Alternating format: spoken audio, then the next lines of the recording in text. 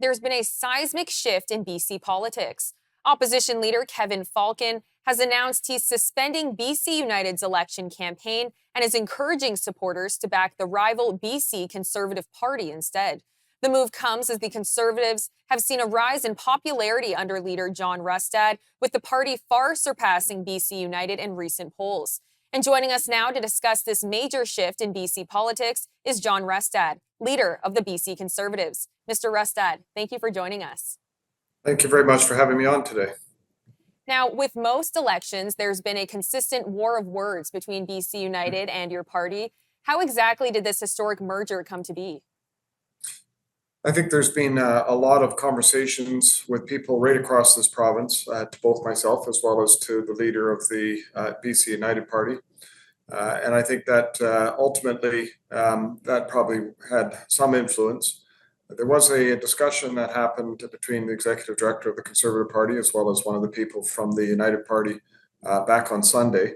That led to a further discussion on Tuesday, which ultimately led to a direct meeting between Kevin Falcon and myself on Tuesday night at about 9 o'clock at night. And we sat for a number of hours talking about the issues. And ultimately, what it came down to is we shared one thing that was significant in common, which is the destruction that is happening in BC under David Eby and the need to be able to change out and to bring common sense change. Now, in terms of candidate selection, what will be the process for determining who will be a candidate with your party, given the slate of candidates BC United has already created? Yeah, both parties obviously have a significant number. We think we have about 84 candidates at this point nominated. So there's a process that we have created between the two parties to do a review, to look at where the opportunities for people to run, should they have an interest in running under a Conservative banner. That's a process that will likely take, several days to be able to go through, but our goal is to try to achieve it as quickly as possible. Now, does BC United supporting the Conservative Party mean there will be policy changes for the Conservatives? As the Conservative Party, we stand on the principles. We stand on the values that we have. We have no plan to change those values. We've come out with a number of policies that we've announced. There's obviously much more that we will be announcing as we get closer to the election and into the election.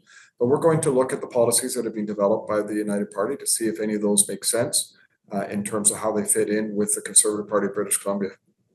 Now, some have said that this development mirrors the Reform and PC merger in federal politics. What do you make of that comparison?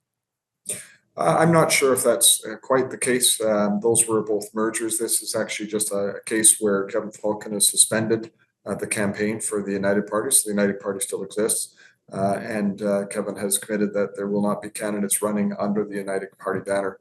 So it's different in many ways, but at the same time, it shares one commonality, which is they want to be able to present a common sense change government to the people of British Columbia, people that are very desperate for change. I mean, 1 in 3 people in this province are thinking about leaving British Columbia, and 1 in 2 youth are thinking about leaving British Columbia.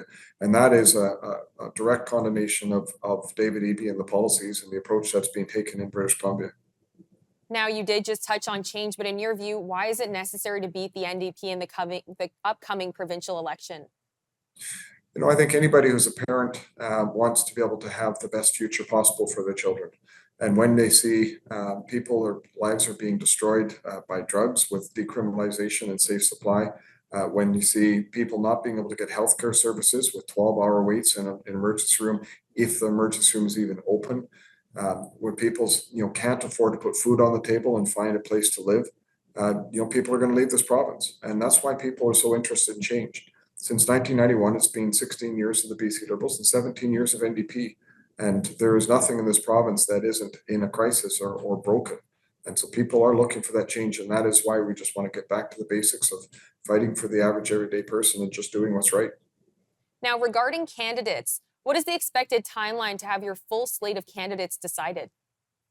I want to have it done as quickly as possible. And so my hope is that by sometime early next week, we'll be in a position where we will have most of our candidates, not all of our candidates in place. And what has been the response from Conservative Party members of this shift?